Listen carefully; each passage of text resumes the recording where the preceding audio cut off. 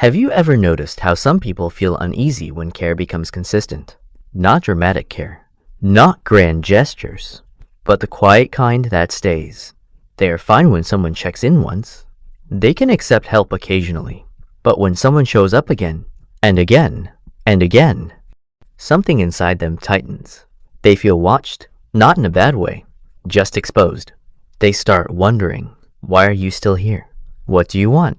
When will this change?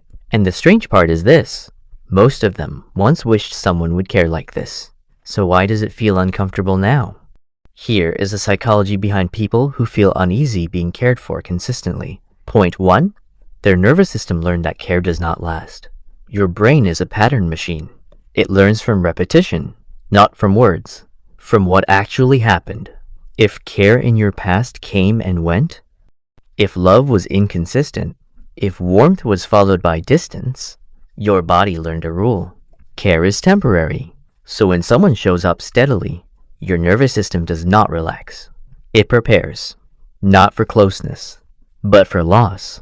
You might not think this consciously, but your body remembers. It stays alert. It scans. It braces, because last time care stayed too long, it disappeared without warning. This is not ingratitude. It is conditioning. Your nervous system is protecting you from a pain it already knows. Point 2. They learn to survive by not needing. Some people had to grow up fast.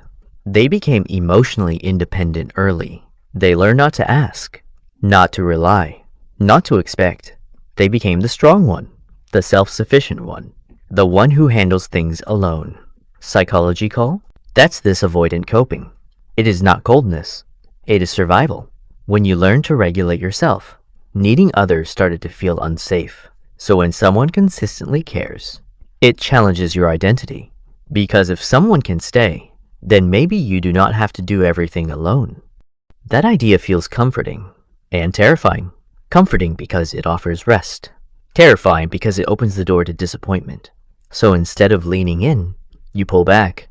Not because you do not want connection, but because connection once cost you too much. Point 3. Consistency feels like an unspoken obligation. When care becomes steady, the brain starts calculating. What do they expect? What do I owe? What happens if I cannot give back? For people who grew up with conditional care, kindness always had strings. Love was earned. Attention was transactional. Support came with expectations. So when someone offers care freely, the mind does not trust it. It waits for the bill. This creates pressure. Pressure to perform. Pressure to reciprocate perfectly. Pressure to never disappoint. And instead of enjoying the care, they feel trapped by it, so they pull away before expectations can form. Point 4. Being cared for exposes parts they learn to hide. Care is intimate. It notices patterns. It remembers moods.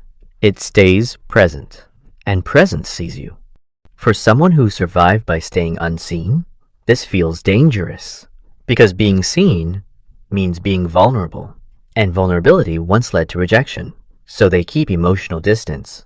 Even when they crave closeness, they are comfortable giving, comfortable helping, comfortable being needed, but deeply uncomfortable being held.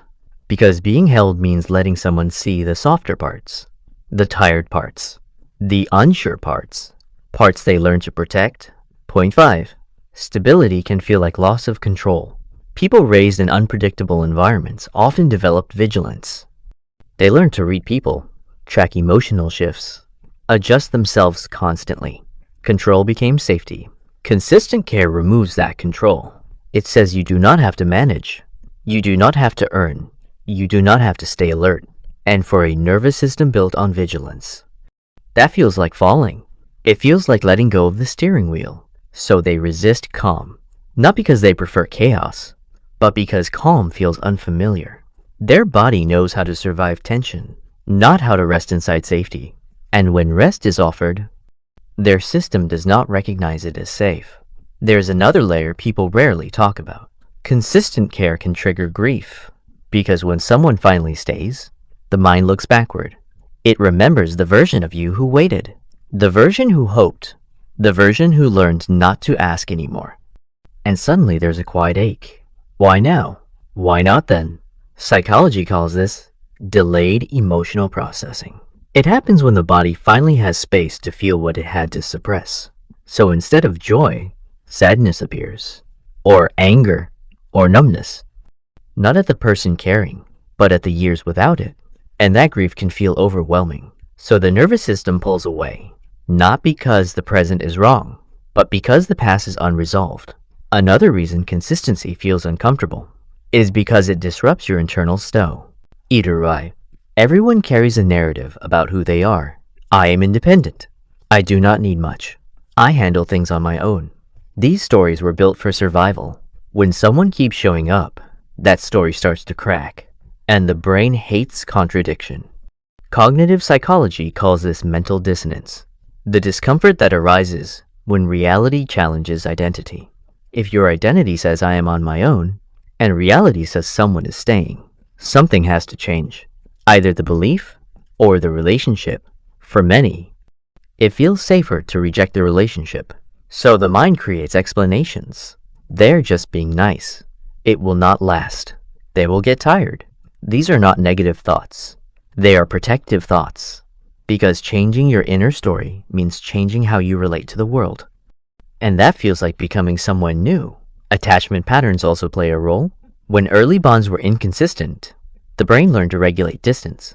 Too close felt overwhelming. Too far felt lonely. So you learned to stay in between. You became skilled at connection without dependence. But consistent care moves past that middle space. It asks for trust, for surrender, for staying present, and that feels like a big emotional risk. So your body reacts before your mind understands. You might feel restless, irritable, detached. You might suddenly crave distance. Not because something is wrong, but because your system is adjusting to a new emotional frequency. Just like eyes need time to adjust to light, your nervous system needs time to adjust to care. There is also fear around reciprocity. When someone gives consistently, you become aware of your own limits. You start wondering, can I give this much? Can I be this steady? What if I disappoint them? This creates quiet anxiety. You are not afraid of them leaving. You are afraid of being the reason they do. So instead of risking future failure, you retreat now. You choose familiar loneliness over unfamiliar closeness. And this shows up subtly. You reply slower. You cancel plans. You keep conversations light. You avoid relying on them. Not because you do not care, but because caring feels like stepping onto a bridge you once saw collapse. So what does healing look like? It does not start with forcing comfort. It starts with curiosity. When you feel the urge to pull away, ask yourself gently, what am I protecting right now? Is this about this moment, or about an older experience that never finished? You do not need to override your instincts. You need to update them. Safety is not created by ignoring fear. It is created by letting fear learn something new. You can practice in small ways. Let someone do something kind without immediately balancing it. Stay in the warmth a few seconds longer. Notice the urge to minimize and do nothing. Remind yourself, this feeling is unfamiliar, not dangerous. Your nervous system is learning a new language, and new languages always feel awkward at first. You do not suddenly become someone who leans easily. You become someone who does not run immediately, and that is enough, because every moment you stay, you are rewriting the pattern. You are teaching your body that care does not always disappear. That consistency is not a trick. That being held does not mean being trapped. You are allowed to receive without earning. You are allowed to rest without proving. You are allowed to let someone stay. This is not weakness. This is repair. And repair is one of the bravest things a nervous system can do. If this felt like someone finally named something you never had words for, stay here. Subscribe for psychology that understands survival, not just behavior. And if someone in your life struggles to let others show up for them, share this. Sometimes the most healing realization is this: you are never broken. You were protecting yourself. And now, slowly, gently, you are learning how to live without armor.